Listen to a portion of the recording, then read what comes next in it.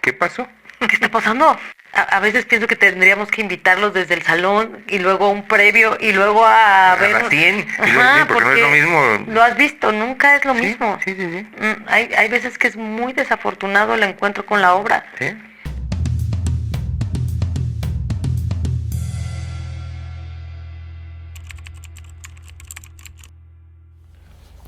Vámonos hasta atrás. ¿De dónde nace el interés por el arte y por el teatro en particular?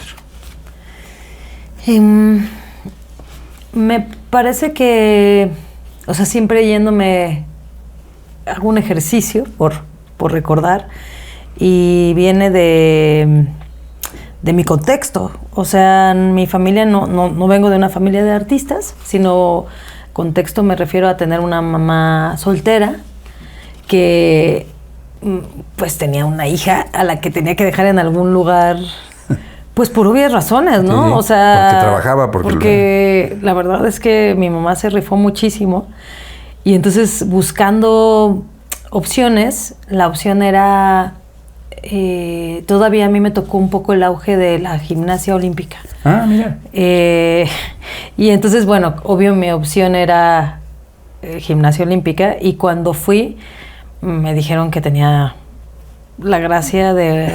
todavía en ese entonces... 3 pies izquierdos. En ese entonces podían bulear muy mucho a las personas. Entonces sí, pues decía, mira, parece un panda, le decían a mi mamá, no puede. Y entonces en esa búsqueda encontró un taller de teatro. Y eso a mí me cambió. Sí agradezco mucho que las cosas se hayan dado así, que o sea, pienso en mi vida de otra manera y no puedo imaginarla. Sí. ¿Qué edad? Tenía 8 años. Oh, o sea, toda la vida. Toda la vida, verdaderamente. Sí. ¿Y qué pasó entre los 8 y la ENAT? Entre los 8 y la ENAT, bueno, pasaron un par de talleres de teatro que me ayudaban muchísimo. Luego el CADAC. Luego muchas materias reprobadas. Luego mucha desconexión en la secundaria. Yo creo que si eres adolescente, la secundaria es un lugar muy, muy violento. Sí. Tienes que estar muy bien colocada tu personalidad para que no te golpee fuerte.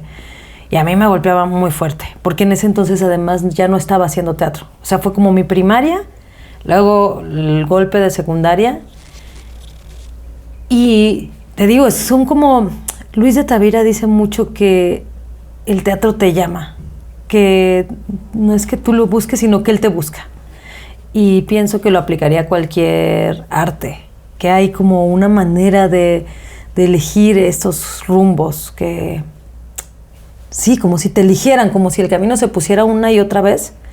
Y entonces lo que pasó es que, yendo en el coche con mi mamá, en el radio apareció un anuncio de un CEDART. Y yo dije, yo quiero eso, yo quiero un bachillerato de arte.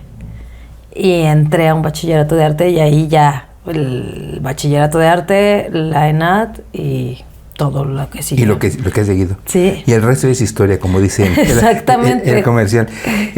¿Por qué la ENAT? ¿Fue decisión o fue la que apareció? Me parece que al estar en un CEDART estaban muy pegaditos, sí. Te quedas muy pegada al limba.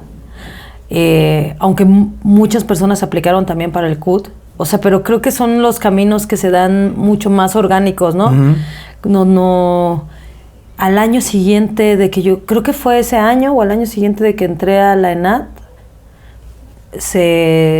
también inauguraron la Casa Azul, uh-huh. Y estaba también Casa del Teatro, pero la verdad es que no vengo de una familia con mucha posibilidad económica. Y entonces lo más accesible era pensar en... Escuela pública. Escuela pública. Sí.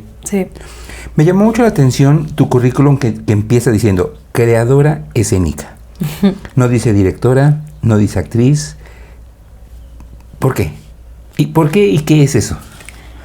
Pues es eso porque yo estudié actuación. Y dentro de estudiar actuación, luego me interesé por la dirección. Y estando, al estar investigando sobre la dirección, llegó la impro. Y llegó la impro y al mismo tiempo empecé a estudiar dramaturgia, apliqué para un diplomado que hace, todavía me parece, lo hacía el Helénico, pero creo que ahora lo hace la UNAM con la Royal Court, y empecé a acercarme a la dramaturgia. O sea, entonces me considero una creadora escénica por eso, porque decir que soy actriz, o que soy directora, o que soy dramaturga, o que soy improvisadora, ¿Te limita o te encajona de alguna manera? Por un lado se me hace muy... O sea, como que cuando veo currículums que dice actriz, directora, escenógrafa, iluminada, es como que todo, digo, ay, pues eres una creadora escénica, ¿no? Creas en la escena. Sí. Me he interesado por la coreografía, o sea, me he interesado por la escena en general, no solo por una cosa en específico. ¿Cómo llegas precisamente a ese diplomado? Al de la Royal Court, te digo que son como... Te llaman. Yo sí, a veces pienso que la posibilidad entre que hubiera acabado de cajera en una aurrera, o sea, lo digo porque como para vivir empecé a trabajar a los 16 años en un Domino's.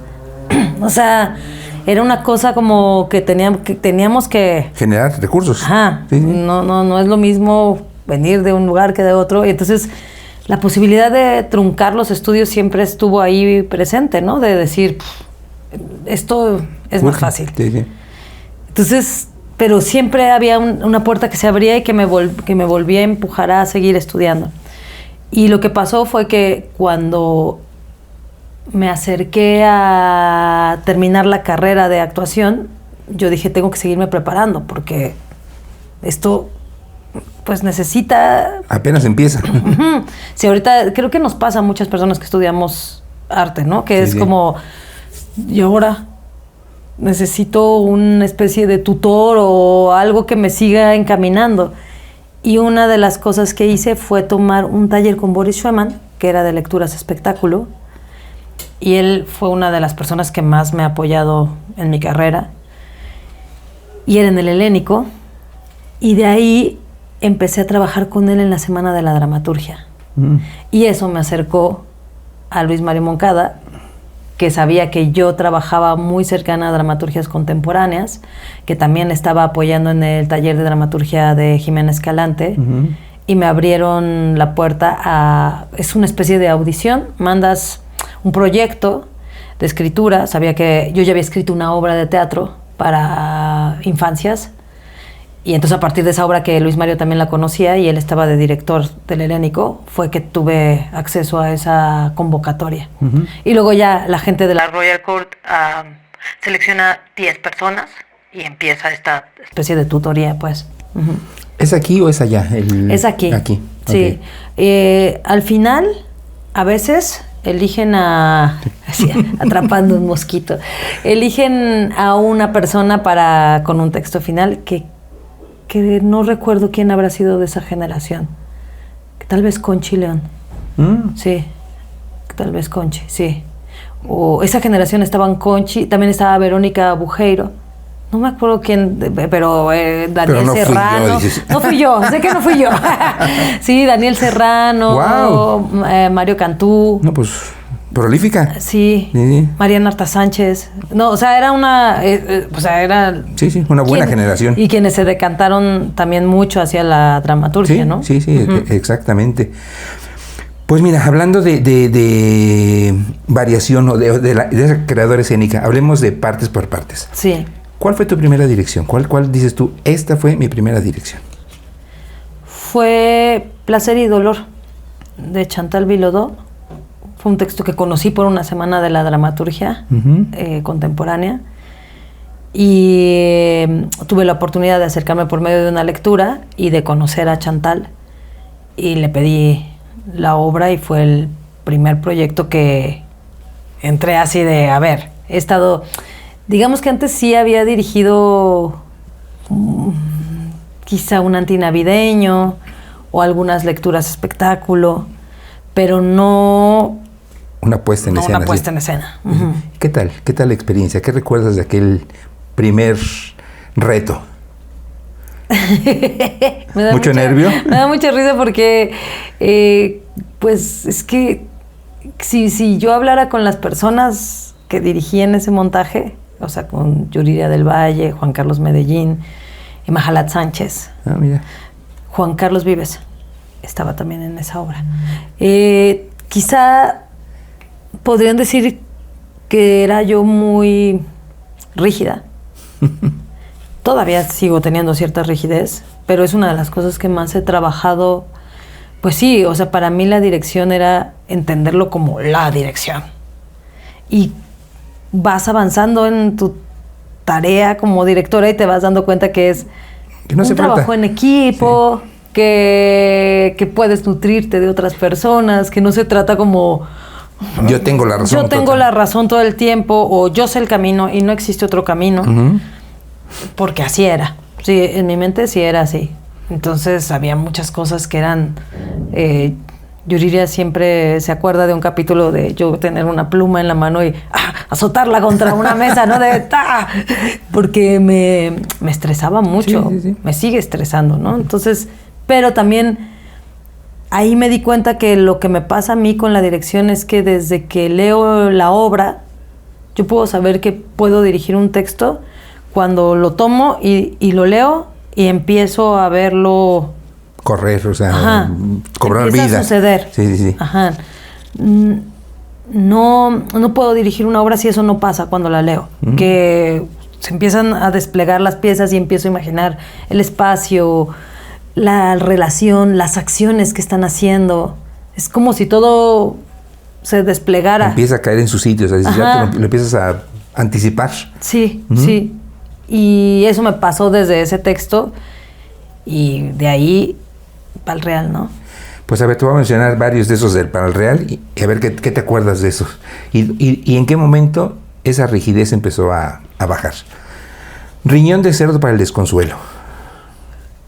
Ahí yo creo que ese es mi punto más rígido. O sea, no fue el primero, sino esa fue la segunda y fue una obra que trabajé mucho, mucho, mucho. O sea, sí, rígido de el texto exacto en el que te levantas es rigidez. Absoluta. Ajá, una disciplina militarizada. Espartana. Militarizada.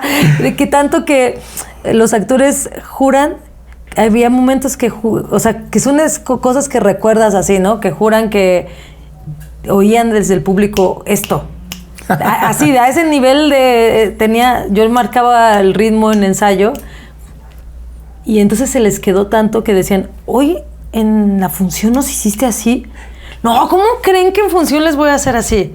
Pues lo tenían ya Pero, ajá. en mente. En mente, Sí, imagínate. Sí. No, es que, o sea, por no un eras lado... directora, eras dictadora. Era dictadora. Sí era. Sí, y, o sea, por un lado, eso daba unos resultados que la gente de pronto decía, ¿cómo fue esto? Y por otro, pues no es tan placentero, ¿no? Sí.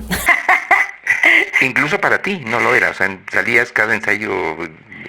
Sí, yo llegué al punto de tener un ataque de pánico grande. Sí. O sea, sí, justamente por eso, ¿no? Porque todo es tan acomodado y tan que... Se sale un poquito. Se sale un poquito y empieza a afectar. Pero sí. El juego de la silla. Esa es una de las obras que más me ha enseñado. Es la que era en un patio. Era en un patio. Sí, yo la con vi. Margarita Sanz. Sí, me acuerdo. Sí, en un teatro. Sí. Y en la parte de fuera de Exacto. un teatro.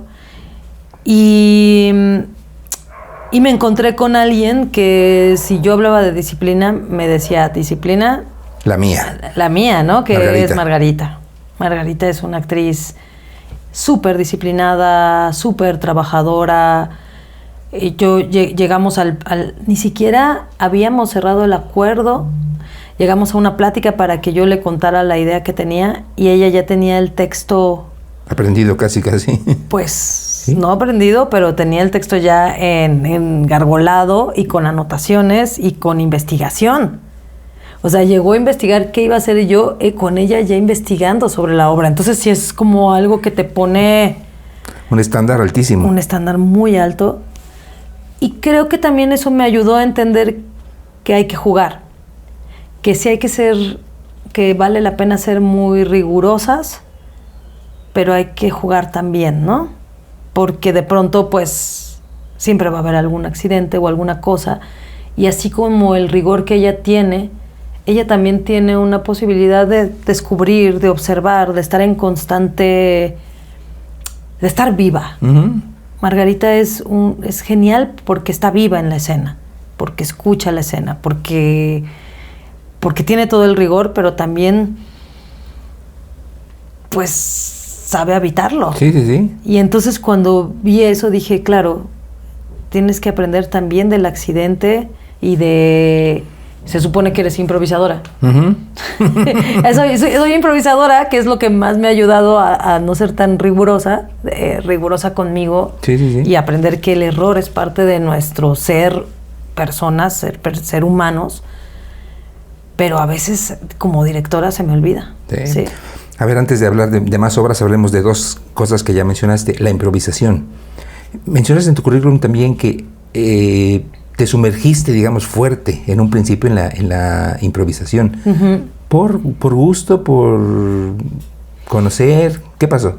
Pues lo que pasó fue que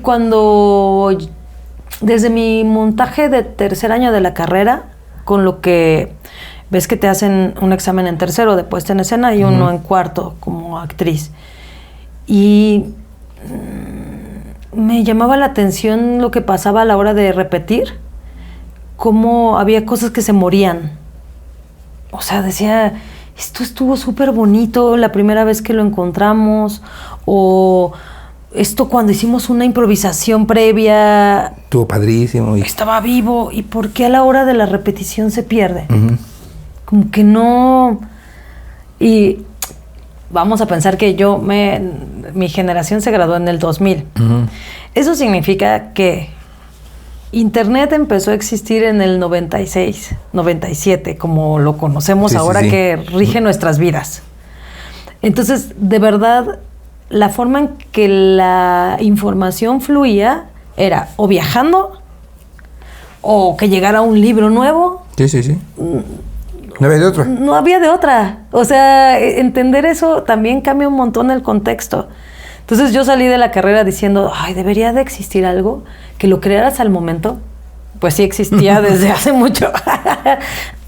Como la impro para crear escena, existía la impro como objetivo final. Y justamente llegó, yo acabando la carrera, hubo un nuevo boom de impro, que fue con la Liga Mexicana de Improvisación. Uh-huh. Y también llegó al mismo tiempo Omar Argentino Galván, que es un referente muy grande de la impro en Latinoamérica, sí, sí. Y en otros países de Europa.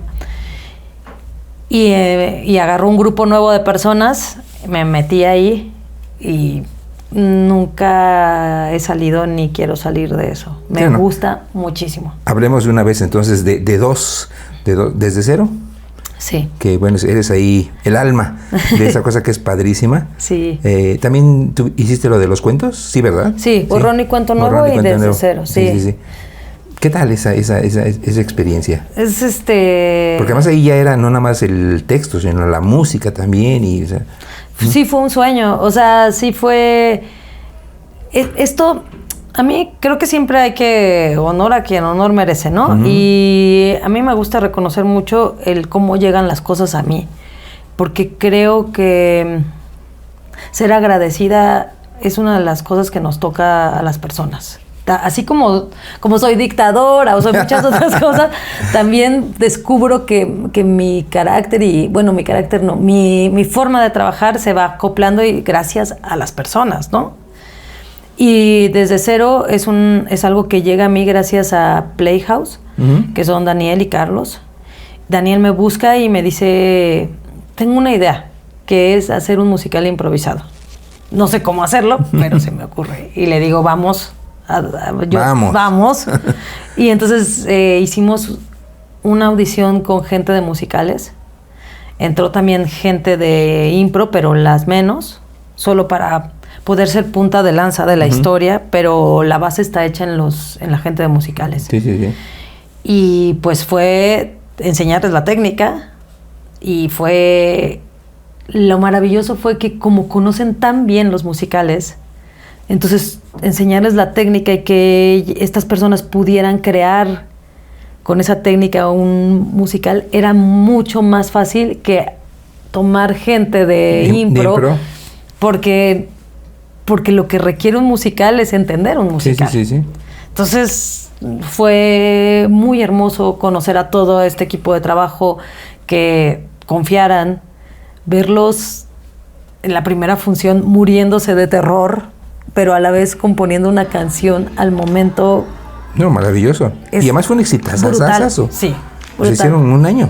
Sí. Me acuerdo que empezaron que iban de 8 funciones. Íbamos de 8 y duró un año. Un año. Y de veras, cada musical era diferente. Sí. Yo lo vi como 4 o 5 veces y era una joya. Pero es eso, es esa disposición a equivocarse. Sí. Y a utilizar las herramientas que tienen. Y entonces la gente que venía de musicales creció en la técnica impro, y la gente que venía de la técnica impro creció en el mundo musical, sí. ¿no? Uh-huh. 2 mundos, al final de cuentas. ¿Cómo te sentiste con esa gente en ese mundo? Creo que un poco lejano a ti hasta ese momento, ¿no? Muy lejano a mí hasta ese momento. Y también descubrir que trabajan desde este lugar, por ejemplo, del rigor, ¿no? También. Y entonces eso también fue una gran enseñanza para mí, porque de pronto era, permítete equivocarte. Y me decían, recuerdo Paloma Cordero me decía mucho, Angélica, tienes que pensar que venimos de un lugar donde tenemos los carriles, los números, los tracks aprendidos, y ahora tú me estás pidiendo que rompa eso. Sí. Entonces, sí, también se abrió el decir, mira. Sí. Yo me acuerdo mucho que de Lola Cortés, que dijo que el mayor reto de dejar de ser un musical cuando hizo la primera obra de texto, de que dijo, ¿en dónde está el 2? ¿Dónde me paro? O sea, dice, no había eso. Y entonces, o sea, dice, eran 2 mundos que se juntaron y el resultado fue maravilloso. Sí, uno de los mundos que es mucho más disciplinado, que es el mundo de los musicales. De verdad, entras al mundo de los musicales y descubres el pedazo de intérpretes que son. Maravillosos, ¿no? Son increíbles. Completísimos, disciplinados también y todo. Es lo mejor que te puede pasar, conocer a la gente de los musicales. Y ahora la ruleta impro. Ahora este es nuevo. Sí. Y este es un gran regalo para mí, porque yo doy muy pocas clases de impro. O sea, no me considero muy buena docente. ¿A qué me refiero con eso? A esta disciplina que tengo, que de pronto puede ser un poco frustrante para alguien que quiere aprender, ¿no? Sí. O sea, que sea esto es así. Sí, a veces pienso, quizá puedo bloquear a la persona antes que ayudarla. Sí. Y he aprendido a cómo ser mejor docente. Entonces, por eso voy aprendiendo. Intento no dar clases a personas que están en primer nivel de impro, justamente para no bloquear, sino busco que estén ya en niveles más avanzados para que ya sea más amoroso el asunto. Sí. Y no sea así de, lo dejé porque la maestra me daba terror. Tenía 2 látigos. Exacto. Entonces, lo que sucedió fue que alguien que me insiste mucho es José Luis Saldaña, que en la Casa del Humor, que es un lugar donde puedes aprender impro, clown, stand-up, es un lugar muy para la comedia. Me pide cada tanto da una especialización, y le dije, quiero dar un taller de impro para actores y actrices. Pero no para personas que tengan la impro, sino que sí tengan conocimiento escénico. Sí. Y pues fue una experiencia increíble que me llevó a un segundo nivel, a un tercer nivel. Luego abrí un taller en la capilla y siguieron hacia la capilla, y entonces me decían, hagamos algo. Y es gente muy joven en la impro, que lleva 2 años haciendo impro, que es muy poco para la técnica, para ese mundo. Pues, hay personas que llevan, no sé, Carla Morales o Daniel García, que estaban en Desde Cero. Sí. Ellos llevan, yo creo que 12 años. José Luis Saldaña es de mi generación, 20 y tantos años, ¿no? Es viejo lobo. Ajá. Entonces son personas que para estar Omar Medina, Omar Medina, 20 y tantos años. Sí, o sea, empezaron en el en el 99. Sí. Es mucho tiempo haciendo impro. Y de pronto eso contra 2 años, pues es un montón. Sí. Y lo que hicimos fue un formato muy lúdico para que ellos la pasen bien y también para que se fogueen con el público, porque algo que les digo mucho en mis clases es, si toman 15 cursos de impro, pero no se presentan pero no frente a la improvisan gente. Frente a la gente, Sí. ahí es donde te vas armando, ahí es donde vas fortaleciendo las herramientas, si no es muy complejo. Bueno, el otro tema que mencionaste, que empezó con Margarita Sanz, es, ¿has dirigido gente así? Sí. ¿Cuesta trabajo? ¿No te da miedo? Y lo digo sobre todo por 2 cosas, y a ver, también hablemos de ellas. Una, que eres muy joven, y 2... Me veo, pero no y soy. 2, que eres mujer. Sí. Entonces, ¿cómo pega eso en las figuras del teatro? Ay, está muy chavita esa. Ay, además es mujer. O sea, ¿cómo lo has vivido tú desde dentro? Yo creo que la primera obra que dirigí fue una gran enseñanza. Y luego, o sea, respecto a tener miedo de decir ciertas cosas o decirlas desde un lugar dictador por terror a que desde un lugar negociador no progrese, ¿no? Entonces, creo que también por eso las mujeres quizá tendemos mucho a irnos a un lugar de dictadoras. No metería las manos al fuego por todas, ¿no? Yo y algunas que conozco, porque como que nos da miedo que sea de si no te pones ruda, pues no, te van a ver la cara, no se van a dejar, no se van a cuadrar. Entonces que sea más bien, por lo menos la generación a la que pertenezco, ¿no?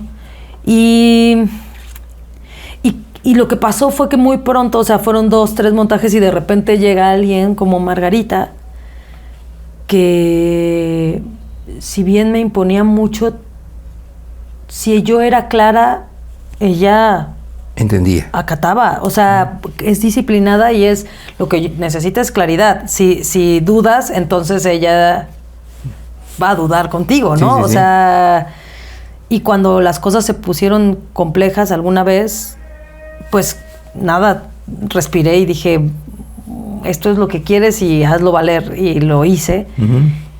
Y fue también una gran escuela para eso, para poder decir, si están aquí es porque confían en ti, y si no confían en ti, pues pues está malo para todas las partes, porque si no confían en ti, el montaje no va a salir, y a veces pasa. O sea, hay veces que no logro que confíen en mí, a pesar de todo, y no la tienes comprada. Creo que eso es parte de saber que cada que llegas a un nuevo montaje es desde cero, ahí sí literal. Tengo una carrera y tengo un conocimiento, pero eso no va a asegurar que funcione. Sí, somos gente, cada son caracteres equipos diferentes. De trabajo distintos, todo. Cada uno, sí. ¿Has renunciado a algún proyecto en algún momento? ¿Ya avanzado? Nunca. Nunca. O sea, aunque me la esté pasando muy mal. Es que además no te puedo mentir, soy muy transparente. Me la he pasado muy mal en proyectos y no te aguantas como las machas. Pues siento que no hay, no veo otra. La opción de renunciar, ¿no? Sí. ¿Y no has aceptado proyectos? Sí, eso sí. O he empezado, o sea, como que he tocado un poco y he dicho, no. Más vale. Antes de... Ajá. Como dicen, más vale aquí corrió que aquí quedó. Que aquí quedó. En el video de homenaje a Luis de Tavira, mencionaste una cosa que fue, no sé, ¿estabas ahí ese día? No, ¿verdad? Sí. Ay, no te pero vi. no llegué, por eso estaba hasta, sí, no, estuvo muy bien. Bueno, cuando proyectaron el video, contaste una anécdota que hasta aplausos tuvo, de cuando la foto, que quién sabe qué tal y tal, y luego dirigirlo. Sí. Ajá. ¿Qué tal ese momento? Es que pero te digo, es como si todo el tiempo la vida te estuviera preparando. Con la primera persona que me pasó fue con Mauricio García Lozano, sí. ¿no? A mí fue uno de mis primeros directores favoritos. digo, ya me tocaron muy de refilón Margules o Mendoza. Igual admiraba su trabajo, pero digamos que un director joven que me llamaba la atención era Mauricio. O sea, lo veía y decía, que me gusta mucho su estética, me gusta lo que me dice. Y cuando salí de la escuela, mi sueño era trabajar con él. Que te dirigiera. Que me dirigiera. Y lo primero que sucedió fue que yo lo dirigí. Entonces... Fue en Titus. Titus. Y que confiara y que estuviera. Y se lo dije también en ese momento, ¿no? De... No puedo creer que esto me haya pasado, aunque sea de otra manera, ¿no? Sí, sí, sí. Y entonces, pero eso fue previo a que pudiera suceder con Luis. Y creo que con Luis era la misma cosa. O sea, con Luis ni siquiera pensar que me dirigiera. O sea, yo lo veía como... Inalcanzable. Esto que en algún momento llamaban vacas sagradas, ¿no? Sí, sí, sí, sí, sí. Sí, como que tenía que hacer yo no sé qué para que pueda entrar siquiera en el radar. Y pues sí, estaba estudiando cuando lo vi y me emocionó verlo y sacarme una foto con él atrás, aunque sea. Pero creo que él llegó en el momento adecuado para poder trabajar con él como actor. O sea, creo que yo ya tenía un poco menos de miedo. Siempre tengo miedo, pero un poco menos. Por lo menos estaba más segura de la persona que soy como directora. Y él también creo que estaba en un buen momento. Él estaba también tranquilo con la persona que es como director y como actor, ¿no? Sí, sí, sí. Y con ganas de actuar. Sí. Entonces se dio una cosa muy, muy sencilla. Sí. O sea, fluyó. Sí, fluyó muchísimo. Sí, porque de repente Luis, o sea, tenía siglos que no actuaba y de repente actuó y luego de repente en El Padre. Sí. ¿Ah? Y dices, wow, nada más con un trabajo maravilloso. Es un actor maravilloso. Sí, sí. De verdad me sorprende. Creo que se ha preparado como actor desde la dirección. Sí. Muchísimo. Sí, sí, sí. Sí. Y ya lo escribí, pero bueno, lo digo aquí nuevamente, era un montaje excepcional. Verdaderamente era excepcional. Era brutal. Todas las partes del equipo se acoplaron muy bien. Sí. Pues a ver, vamos a otros montajes. Edificio San Miguel. Que esa fue una cosa... Eso era hilarante. Sí, hilarante. Hilarante, divertida. Y esa viene de un microteatro, por ejemplo. Cuando microteatro empezó, hicieron una convocatoria que era por tus vecinos, creo. Ajá. Sí. Y ahí se llamaba Todos los insultos quedan fuera del lugar, de Gabriela Gurayev. Y eran 8 minutos de que la gente repetía. O sea, de tanta diversión.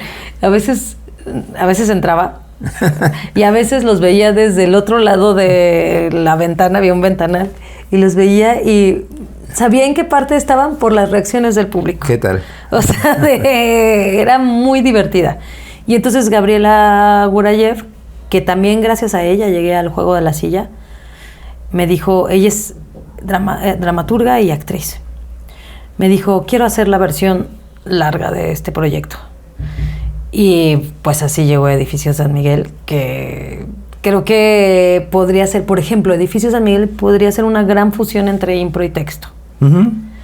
Algo que descubrí en ese proceso fue eso era un texto completo, pero yo decía, a lo mejor convendría que fuera una escaleta completa con puntos que pudiéramos tocar cada vez, pero que se modificara función con función. Pues así parecía, ¿eh? Pues, no, o sea, sí pues, jugaban con el público, sí. Pero sí estaba bastante armado. Blindado, sí. Sí. No, pero parecía de repente que era impro en algunos Sí, en o sea, tenían momentos. consignas de que tenían que estar conscientes de lo que pasaba con el público, Sí, ¿no? Sí. Y estaba Alfonso Borbolla, que es un gran improvisador y es un actor actorazo. Tremendo. Poncho. Carmen Ramos, igual. Alejandro Morales, sí. Montserrat Marañón. O sea, era un elencazo, sí. Sí. No, y pues ahora sí que el resultado se veía, verdaderamente. Sí, era muy divertida. Una cosa como Corazón Gordito, por ejemplo. Ay. Esa obra, por ejemplo, es es de estas que el elenco es tan increíble, que la obra es tan bonita. Jimena de 1111 es una productora Es un amor. Ujú. que te abraza, que está ahí. Entonces todo es como, es cosas que pueden pasar poco estando yo, que es que todo sea tan amoroso, ¿no? Tan abrazado, tan... No es que yo no sea amorosa, es que me cuesta trabajo demostrarlo. Pero en este caso era fácil, Se daba. se daba. También hay que pensar que era un elenco casi de puras mujeres. El único hombre era Alejandro Morales y había un músico, Sebastián. Entonces, todo estaba como... Mi asistente también era mujer. Era un equipo muy, muy en ese lugar y muy amoroso entre sí. Entonces... No eres muy estricta contigo en el sentido de que yo conozco a muchos actores que han trabajado contigo, ya los mencionas aquí a muchos de ellos, y todos, pues si no utilizan la palabra amorosa, siempre dicen, es que Angélica es muy amable y es muy tranquila y es muy... O sea, ellos te perciben de una manera distinta. O sea, de una manera como... Tú te ves como muy sí. fuerte, creo, y ellos no. Sí, quizá siempre es... esta dismorfia que tenemos las personas, ¿no? Está en un sentido no clínico, sino Sí. de que nos percibimos de una manera y la gente nos percibe de otra. Sí, sí, sí. Creo que también hay lugares donde se fusiona muy bien todo y hay lugares donde volvemos a lo mismo. No es una de las cosas que siempre le digo al público cuando tengo oportunidad de intercambiar diálogo es, tienes que saber que cada cosa va a ser tan distinta, cada función es tan distinta, cada equipo de trabajo es tan distinto porque la química es distinta, porque si una de ellas llegó hoy con un problema, si uno de ellos llegó hoy con un gran logro, pero otro no está, vas a ver una función distinta cada vez. Sí, sí. Se trabaja para que se logre lo más Homogéneo posible. Ajá, que no se te salga. Pero yo hay veces que puedo ver una cosa en el salón de ensayos y otra cosa cuando llega el público. Sí, sí, sí. Y digo, ¿Qué pasó? ¿qué está pasando? Y a veces muy bueno para arriba y a veces muy malo para abajo. Exactamente. Y a veces, por ejemplo, tú que escribes también de las obras, digo, no podrías... A veces pienso que tendríamos que invitarlos desde el salón y luego a un previo y luego a ver... las 100, Ajá, porque no es lo mismo. Lo has visto, nunca es lo Sí, mismo. sí, sí, sí. Hay veces que es muy desafortunado el encuentro con la obra. Sí, sí, Ujú. exactamente. Y no tenemos la fórmula mágica, ¿no? Sí. Una que me encanta y me encantó. La Reina de Belleza de Elena. Padrísima, ¿no? O sea, de esas obras que impactan, que duelen, que todo. Ujú. Todo. A mí esa obra, bueno, no, esa obra me llevó a conocer a Sofía, que también creo que es una gran actriz que había abandonado un poco la actuación, no del todo, pero pues de pronto no la veías tan presente en los escenarios y ahora está regresando mucho más. Es una persona increíble, una gran actriz. Ya había tenido oportunidad de trabajar con Antonio Vega, ¿no? Y con Beck. Y a Ana la conozco hace mucho y es también una gran productora, una excelente actriz. Entonces, como que de pronto juntar todo el grupo con ese texto, yo lo disfruté un montón. Qué pedazo de texto. Y a veces pensaba y les decía a Ana y a Antonio que sí me hubiera gustado, o sea, que creo que la obra también podría haber funcionado totalmente tropicalizada, ¿eh? O sea, digo, existe en Irlanda, pero con su asunto con Inglaterra, con la miseria en el sentido de la miseria, y que eso también te lleva a veces a la miseria humana, a conocerla, a que la ignorancia puede ser un arma terrible. Entonces por eso es una obra tan dolorosa y tan terrible. Y de pronto cuando ves, hablando con Itari, que trabaja con mujeres que están en situación de cárcel, de encierro, a veces es muy terrible lo que lleva a esas personas a terminar cometiendo un crimen. No es que las justifiquemos, pero es que mientras más miserable se vive, también, hablando de miseria, de falta de las cosas más básicas, ¿no? También más te vas curtiendo y también más puedes llegar a cometer cosas y crímenes terribles, ¿no? Sí. Y entonces encontrarte a esta mujer que llega al punto de matar a su madre es brutal. Sí. Brutal. ¿Dónde está, lo has hecho, pero dónde está en este momento la Angélica dramaturga? Es la que más me cuesta, la verdad. La he encontrado traduciendo, por ejemplo, que es algo que me gusta mucho. La he encontrado adaptando, que yo, por ejemplo, Hamlet, hubo gente que me dijo, qué bárbara, eso no es Hamlet. Y dije, no, pues sí es, pero quizá no es Shakespeare. Exactamente. Pero ¿de qué es Hamlet? Es Hamlet. Es mi adaptación y adaptarla me permite mantener la pluma, ¿no? También a veces escribo para televisión o para otras cosas. Eso no me lo sabía. Tengo muchas personalidades, tengo muchos secretitos. ¿Unitarios? Pues mucho tiempo estuve trabajando con Derbez. Ah, mira. soy como un fractal que tiene muchas caras. Que tiene muchas caras, sí. De lo último que cuando todavía estaba muy metida en la impro, sigo muy metida, pero ya improvisar cada vez improviso menos, ¿no? Cada que puedo lo vuelvo a hacer, pues. Pero todavía estaba como muy metida en la improlucha y en ese universo, y estábamos haciendo un proyecto, buscando hacer un proyecto audiovisual. Nos audicionaron para SNL México, a varias personas. Y entonces ahí entré a eso. A la mera hora no se hizo, pero quien estaba detrás era Eugenio Derbez. Wow. Y entonces me quedé un rato ahí trabajando. Mira, tienes tus secretos. Tengo mis secretos. Y entonces ahí se ha mantenido, ¿no? La pluma entre adaptaciones y eso. Y cada que puedo tomo un taller. Por ejemplo, con la pandemia me metí a un taller con dos argentinos que tallerean textos. Y ahí lo que hago es entrenar la pluma, ¿no?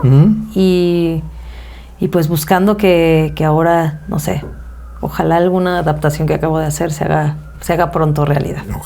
Ojalá. ¿Y algún texto original que tengas ahí en el cajón guardado esperando pues ver la luz? Cada tanto, digo, el único que ha visto la luz aquí en la Ciudad de México como texto largo, de largo aliento, fue El caso más difícil, que lo dirigió Emanuel Márquez. Y era una obra para infancias. Y ahora, pues tengo varios que de pronto digo, bueno, las voy a meter a concursar. Y luego ya no sale. ¿Te arrepientes? No sale, no queda, ¿no? Pero, pues, creo que ese camino siempre me he preguntado cómo. Yo no me atrevería a dirigir un texto mío. Ok. O sea, sé que sería el paso para como muchas personas, ¿no? Ya lo tienes, yo lo llevo a escena, pero... No, digo, a lo mejor el paso para poderlo llevar a escena es que yo misma lo agarre y lo dirija. Sí. Pero me cuesta. Pues a lo mejor es un camino que hay que probar. Sí. Digo, me da pudor. Hay que quitárselo. La verdad, a veces hay que quitárselo. Sí tendría que, pero hay algo como, ay, ya es demasiado, ¿no? Lo escribo, lo dirijo, lo actúo, lo canto. Lo canto. Pero es eso, es confiar en que, pues, ¿cuántos hemos visto que así es? Exactamente. Y hay buenos y hay malos, hay de todo. Sí. Vi en tu currículum, ¿Repente Teatro se llama? Sí. ¿Qué es Repente Teatro? Repente es un proyecto con el que apliqué a creadores escénicos en el 2019, me parece.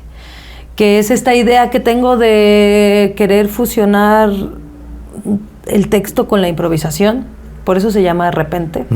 porque el repente es esto que decimos de repente, que no es una palabra sola, ¿no? Sino como... Y repente es eso que te ocurre, ¿no? Es ese que sucede. Y yo insisto en que me parece importante que la impro forme parte de la puesta en escena. Que así trabajaban en la comedia del arte, que así trabajaba el mismo Shakespeare, que así trabajaba Molière.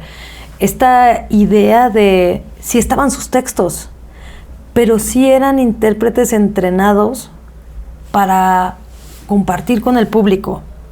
Y creo que si no retomamos esta necesidad de compartir, el público va a seguir prefiriendo quedarse en su casa viendo alguna plataforma. Sí. Porque si lo anulamos, sí dice, pues ¿a qué voy? ¿A qué voy? Me da lo mismo estar detrás de una pantalla. Sí, sabemos que hay que recordarle que va a haber un acto vivo. Que por eso insisto en nunca van a ver algo.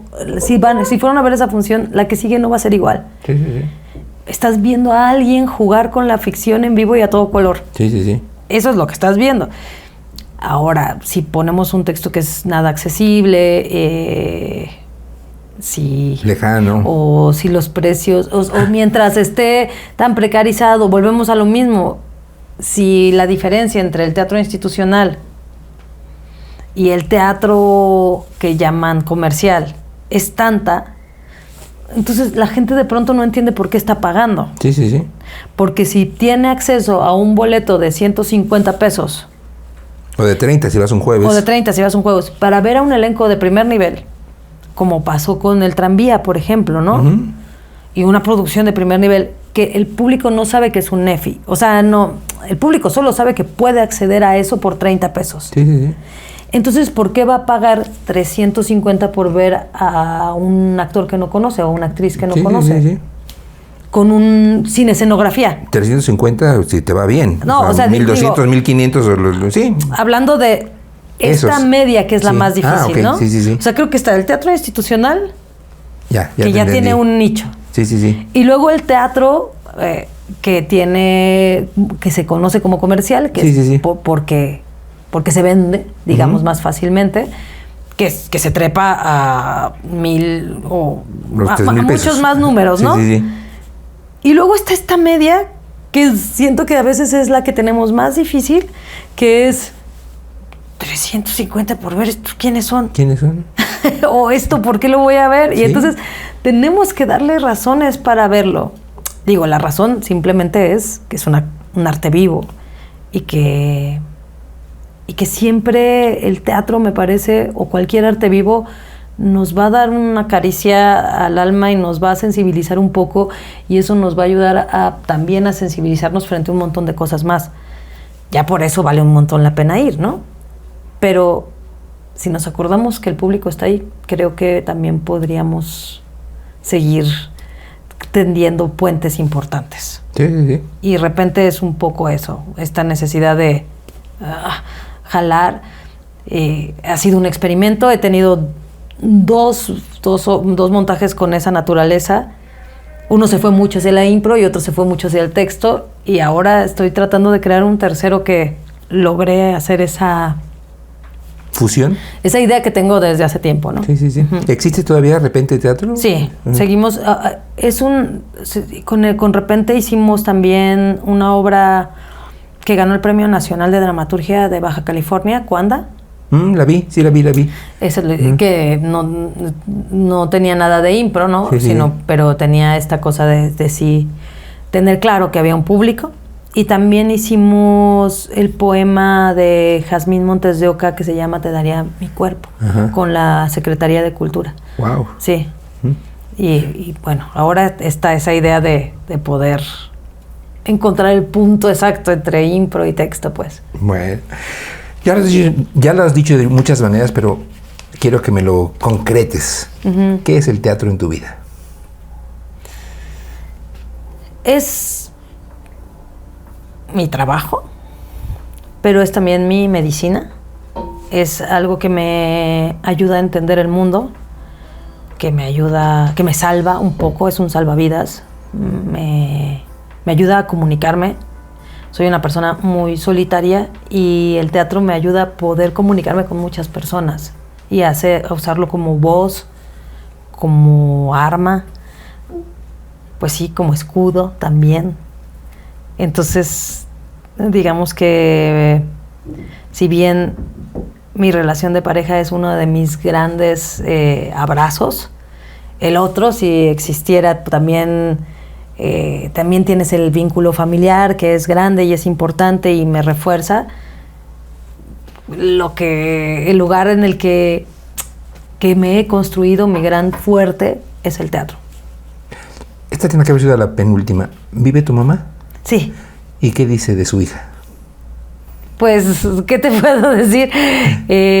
Creo que... Digo, porque me contaste que les costó trabajo a las dos.